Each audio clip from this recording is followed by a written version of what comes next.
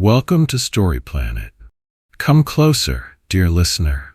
Whether you're winding down or just beginning to breathe a little slower, you found your quiet corner of the evening.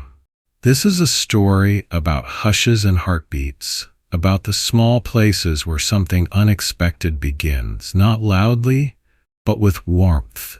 There's tea, there's folded fabric, and maybe, just maybe, there's something waiting between the cycles. It's called Laundry Day at Lena's. So pull the night a little closer, set down whatever you're holding, and let this story unfold. Gently, quietly. Rain arrived, without asking. Not dramatic, not loud, just a steady whisper brushing against the awning of Lena's laundromat on Elm and Dallow Street. The town moved slower in weather like this. Umbrellas bowed in the wind, boots tapped softer across wet pavement, and conversations, if they happened at all, settled low in the throat. Inside the laundromat, warmth held steady. Soft yellow walls, humming machines, and the faint scent of lavender from dryer sheets. There was a clock above the door that always ran 5 minutes late. No one ever fixed it. The fluorescent lights flickered once, then settled into their buzz. The heater in the corner gave a lazy click, and Lena, who mostly stayed at the counter, filled the coin drawer and made sure the radio played just loud enough to fill the silence, not compete with it. At 6:42 p.m., the door opened. Thomas. He moved quietly, as if careful not to break the moment. In his early 40s, soft-jawed with eyes that seemed to carry a constant pause, a gray sweater, worn denim, brown shoes that had seen every kind of weather. He carried a basket, neither full nor empty, just enough to say he lived alone. Washer number 4. That was always his. He didn't need to look. It waited for him like a held breath. He loaded his clothes slowly, as if each fold mattered. Pushed 3 coins in, turned the dial, listened, then sat by the window. The rain tapped louder. He didn't check his phone, didn't bring a book. He just sat. At 6:54, the bell chimed again. Mira, also in her 40s, dark hair tied back with a clip, a scarf looped loosely around her neck. She wore a long coat, the kind that still held the scent of coffee from earlier in the day. Her basket looked heavier. She held it like it carried more than fabric, like memories had been folded into the seams. She didn't pause. Washer 5. Next to his, not a word was exchanged. But Thomas looked up, just briefly. And Mira gave a single nod, the kind of nod that holds both recognition and agreement. Time passed slowly. The radio played something soft. The machine spun and hissed and clicked. Rain softened the edges of the world outside. Thomas leaned forward slightly, watching a leaf press against the fogged glass. Mira unfolded a towel and then folded it again. Not because she had to, but because she needed to feel the fabric move between her hands. At 7:13, Mira reached into her coat and took out a small container. Steam still clung to the inside. She didn't speak. She didn't offer. She simply set it down on the folding table between them. Opened the lid, unwrapped a spoon, then slid a second spoon across the table. Thomas didn't move at first. Then slowly, calmly, he reached out and took the spoon. They ate together. No eye contact, no conversation, just the sound of rain and 2 spoons meeting the bottom of a container filled with lentils and potatoes and something warm. Their machines beeped. They rose at the same time, loaded dryers, waited. Silence continued, but not an empty kind. It felt shared. Mira handed him a cloth napkin. He took it. Later, he passed her one of her socks, folded without being asked. They stood at opposite sides of the table, folding clothes not in parallel but together. Their hands never touched, but the space between them grew full with something else. Recognition, perhaps. When it was time to leave, Mira packed slowly. She looked at the empty container and left it behind. "Next week," she murmured, not directly to him. Thomas tapped it once, didn't say a word. They left separately, but their exits felt aligned. Back inside, Lena noticed the container. She placed it on the lost and found shelf, though she knew it hadn't been forgotten. She didn't watch them while they were there. She never did. But sometimes she could feel when something unspoken filled the room, like steam, like warmth, like silence not broken but shared. And on that Wednesday it had. Softly, like the sound of water finding its way home. Wednesdays, it seemed, carried their own kind of hush. Not born of routine, but of something remembered, a kind of silence that greeted you before anyone else could. The second Wednesday came without fanfare. The sky was overcast, the air damp, and puddles gathered like soft-spoken secrets on the sidewalks. The familiar scent of damp cotton and warm metal drifted from the door even before Thomas stepped inside. He arrived at 6:38, right on time, not because he watched the clock, but because some part of him simply knew to go. Same sweater as last week, though this time with sleeves pushed higher. A thermos in one hand, a folded basket in the other. Washer number 4, of course. Coins, dial, click. The chair by the window welcomed him again. And Thomas, without a phone, a book, or distraction, simply watched the street, where drops clung to passing cars and time seemed reluctant to move. At 6:55, the door chimed again. Mira. Her scarf was patterned today. Cream and red. The kind of fabric that looked like it had been borrowed from a past life. Her boots were muddied slightly, her coat damp at the shoulders, and her breath carried the warmth of someone who had run just a little. No greeting, no hesitation. Washer 5. And beside him, again.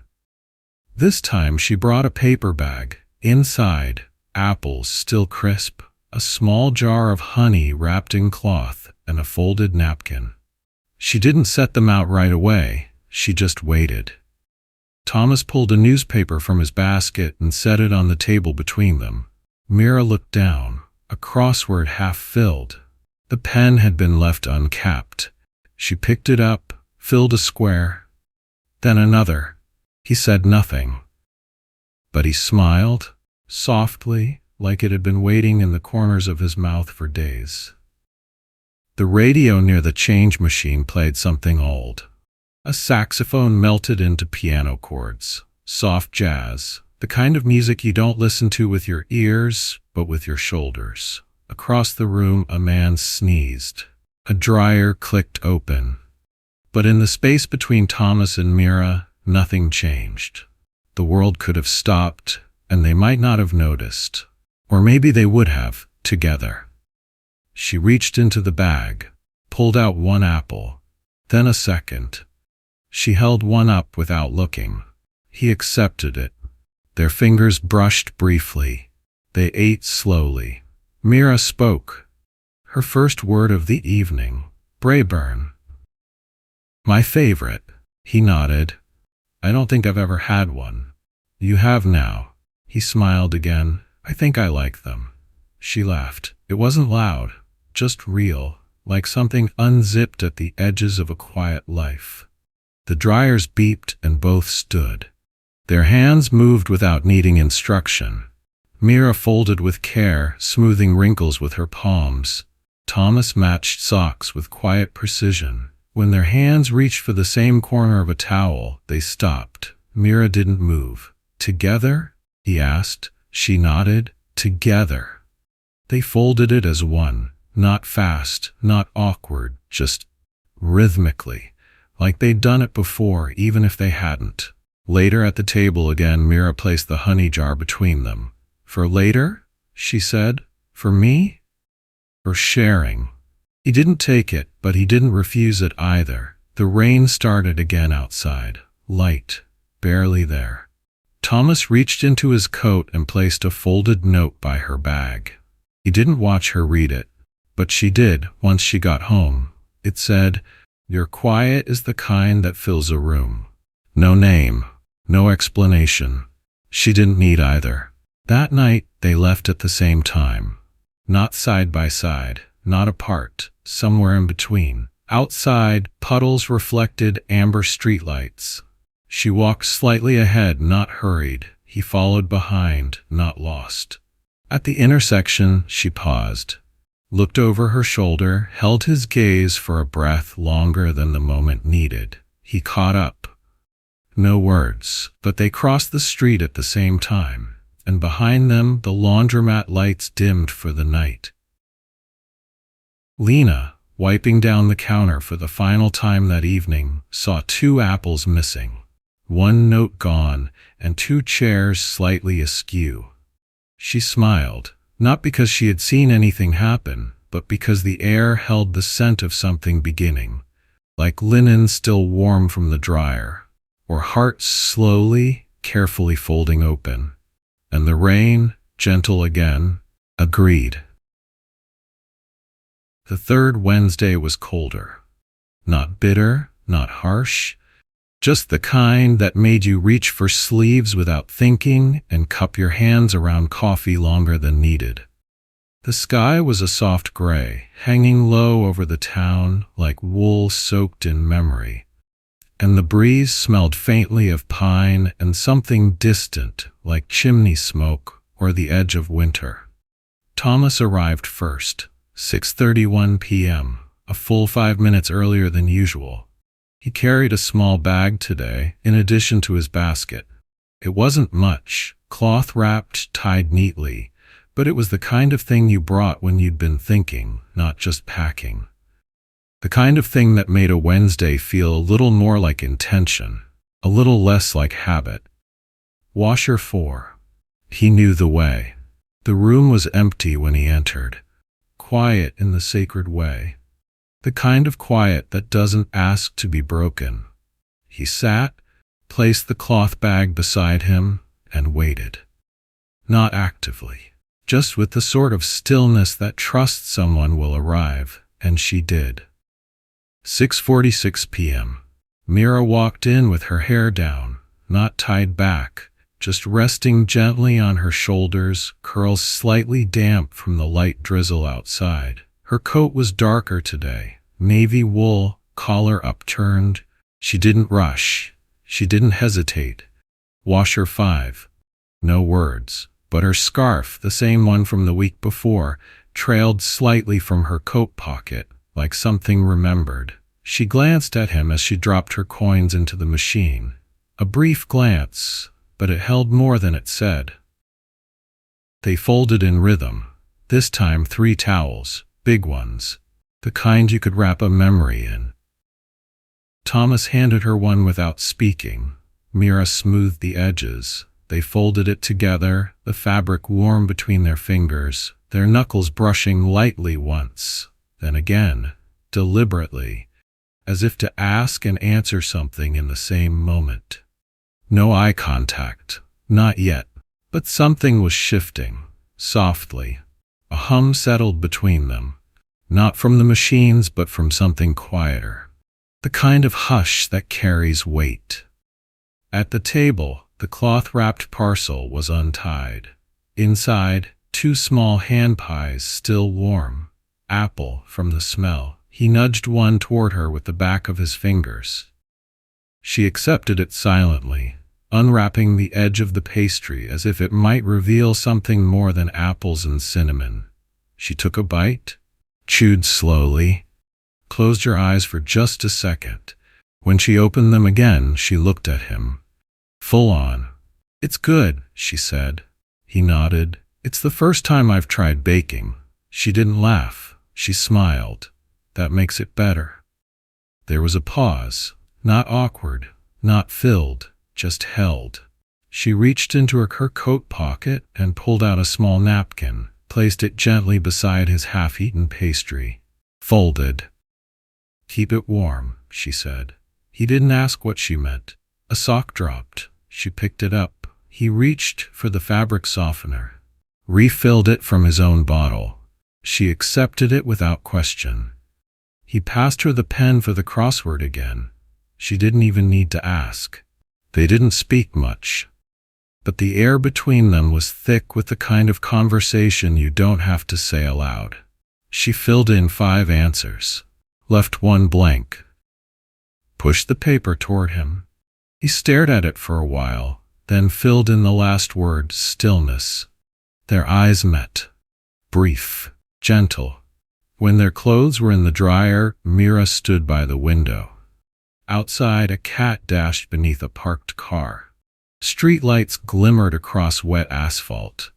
She said quietly, I used to come here because it was empty. Now I come hoping you'll be here. He didn't answer immediately, but then he stepped closer, stood beside her. I don't check the weather anymore, he said. I just wait for Wednesday. They didn't move. Their shoulders nearly touched. Not quite. The space between them had narrowed to something sacred, not a gap, but a thread. They folded the final load slowly. The 3rd towel again. She placed it in her basket, then looked up. Do you think next week will rain? She asked. He looked out the window. Maybe. I hope it does. He nodded. Me too. When they left, it was later than usual. The lights in the laundromat had dimmed, the buzz of the machines fading into silence. Outside, the drizzle had softened to mist, fog curling around street corners like breath held too long. They walked slowly, side by side now. Still no touch, still no final word. But there was no longer a need for one. 3 towels folded, 2 pastries shared, 1 crossword finished, and a beginning that didn't need defining. And above them, the streetlight flickered, like a whisper that knew their names, but had no need to speak them aloud. It was the 4th Wednesday, and this time, Mira arrived first. The clock on the wall still ran 5 minutes late, as always. The fluorescent lights blinked once and then held steady. The hum of machines was familiar, like the background score of a town that knew how to wait. Mira's coat was open. A green cardigan peeked out beneath it, and her hands were tucked into the sleeves like she wasn't quite ready to let them go. She moved without ceremony. Washer 5. Coins. Dial. Turn. She glanced toward washer 4. Empty. Not a pause, not a sigh. Just a brief acknowledgement of absence. She sat by the window anyway. Minutes passed, then more. She opened the door once as if to stretch, then again a few minutes later, this time pretending to adjust her scarf. Her eyes scanned the street quickly. A car passed. A cyclist coasted by. No Thomas. She looked at the empty chair. Her fingers tapped her thigh. By 7:15, she had checked the door 4 times.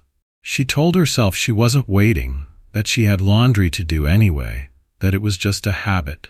But the truth folded itself into her chest like a wrinkle she didn't know how to smooth. She was nervous. Not dramatically. Just enough. Enough to feel the question rise in her like steam. Where is he?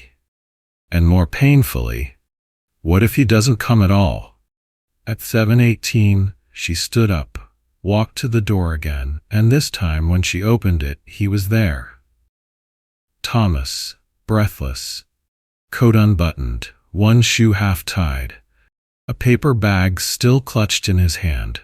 Mira, he said, just her name, like an exhale. She blinked. Relief moved through her so quickly it stunned behind her eyes. You're late, she said, barely above a whisper. I didn't want to miss you. For a moment they didn't speak, and then without planning, without thinking, they hugged. Not a light, polite kind of hug, but a natural one, full. His arms around her shoulders, her forehead against his chest. Tears gathered, but did not fall. Neither of them wanted the world to see this for what it might be. Not yet. But in that embrace, they both knew. Whatever it was, it had begun. Inside, the paper bag he'd brought held small things: 2 muffins, 1 tea sachet, a wrapped cloth napkin. He placed them on the table gently, as though they might break under their own meaning. Mira tilted her head slightly. Muffin? He shrugged. Could be worse. She picked the one with a cracked top, took a bite. Not bad. He tasted the other, then laughed. She asked, I think I forgot the sugar. She smiled. That's all right, I brought honey. From her own coat pocket she pulled a tiny jar. They didn't rush, they simply shared. She poured honey into the center of her muffin, delicately, as though it were an offering. He watched, amused, then copied her. For a few minutes, neither spoke. The folding table became something else, a quiet kitchen, a small camp, a pause between pages. She leaned forward a little, elbows on the table. Have you ever tried baking anything else? He grinned. Once. Banana bread. Disaster. You added salt instead of sugar? No, I added coffee. I thought it'd be innovative. She laughed this time, open, soft, delighted. That's terrible, she said. I know. Later, as the machine spun behind them, Thomas spoke again. I used to come here because it was quiet. She nodded. I used to come here to feel less alone. And now? She didn't answer. But she looked at him. That was enough. He turned toward the window. The streetlights outside had begun to flicker on, one by one. A puddle reflected their glow like golden coins scattered on the pavement. Mira forgot a scarf that night, striped cotton, folded beneath the bench where she had left her basket for a moment too long. She hadn't noticed, but Thomas had. He picked it up, folded it with care, placed it into his bag, not because he wanted to keep it, but because returning it would mean another Wednesday, another reason. He didn't tell her. She didn't ask. But as they stood near the door before leaving, just as the dryer clicked off one last time, she looked up and said softly, Next week I might bring soup. He chuckled. Should I bring bowls? No, she said. Just a spoon? And time. They stood in silence a little longer than usual. Not awkward, not stalled, just long enough for the moment to leave a trace. Outside, the evening carried the hush of early spring. A breeze brushed against them as they walked, not beside each other, but not apart either. They didn't talk again. But silence had changed its tone. It wasn't space now, it was presence. And in the reflection of the laundromat's window, 2 figures moved slowly under the glow of the sign. Still separate, but already remembering each other, as if their names had been known by the room before they ever exchanged them. And behind the counter, Lena tucked the forgotten scarf into a drawer she'd long reserved for small things accidentally left behind. The kind people always return for. Some scarves, she thought, are forgotten on purpose. Because some stories only know how to fold open slowly, like warm laundry pulled from the dryer, or hands left waiting for the other to reach first. And some Wednesdays, without asking, teach you the rhythm of waiting together. The 5th Wednesday unfolded quietly, the way curtains part in a still room where someone has just begun to wake. There was no rain, no wind, no sky bursting with light, only the soft hum of a town in motion, slow and steady as breath. Mira arrived a few minutes before the hour. She carried no basket this time, just a thermos, a folded scarf, and the familiar pull of rhythm that had become something more. Washer 5 was there, as always. So was her seat. She didn't touch the machines. Instead, she sat near the window, setting the thermos beside her and pulling the scarf into her lap. Her fingers traced its stripes, the same scarf she'd forgotten weeks ago, now returned and worn with a new kind of meaning. The laundromat was nearly empty. One man dozing in the back. A mother folding baby clothes while humming to herself. The dryers turned. Mira sipped tea slowly, waited, not nervously, not uncertainly, just openly. At 6:52, the door opened. Thomas stepped in with a paper bag and a folded book under one arm. No laundry today. He was wearing a deep navy sweater, sleeves rolled just past his wrists, and his usual calm, except this time it carried something softer, a question already answered. He saw her. She saw him. Neither smiled immediately. They didn't need to. He crossed the room without pause, sat beside her, placed the paper bag on the table.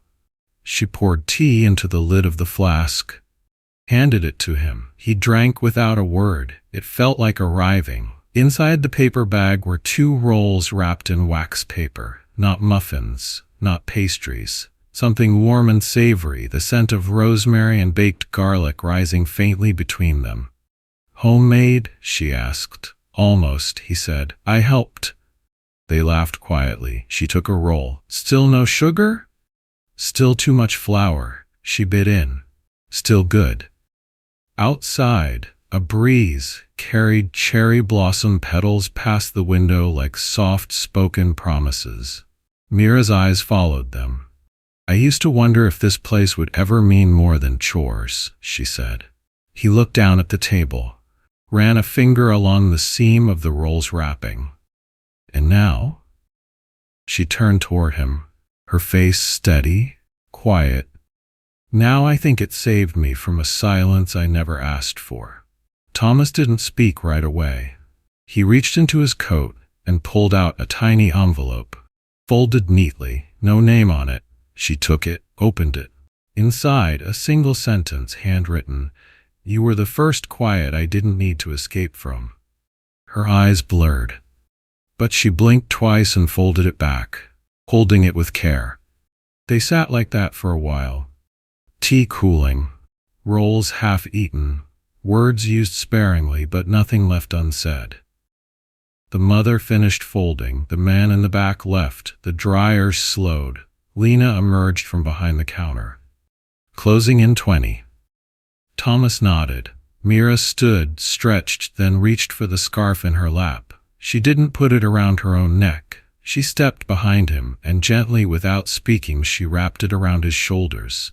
Thomas reached up, held the edge of the fabric. "Yours," she said. "No," he replied. "Ours." They walked outside together, not side by side this time, hand in hand. The sidewalk glowed with the light of quiet shops. The sky overhead wore its first stars.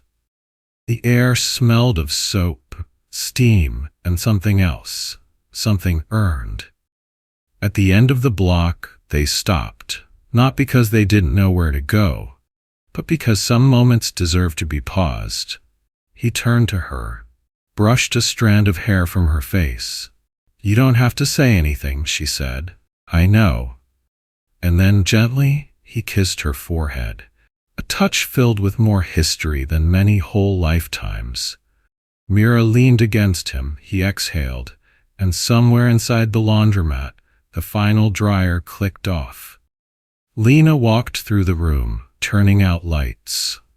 She passed the table where 2 cups of tea sat cooling, and a scarfless bench still warm from where they'd been sitting. She smiled to herself. Didn't move the cups, didn't touch the scarf. Some things were meant to stay a little longer. She wrote a note and tucked it beneath one cup. Some love stories don't need pages, just Wednesdays. Then she locked the door. And outside, beneath a sky that had waited 5 weeks to become this still, Thomas and Mira walked on. Not back into silence, but forward together. Thank you for listening. If this quiet love story stayed with you, tap the thumbs up button It means more than you know. And if it made you think of someone gentle in your life, share it with them. Let them feel it too. Our playlist is filled with over 100 calm, heartfelt tales, each crafted to soothe your spirit, inspire reflection, and offer you a peaceful pause in your day. And if you haven't already, subscribe to Story Planet for more soft stories and slow-burning moments coming your way soon. From all of us here, good night, sweet dreams, and may your next Wednesday feel just a little warmer.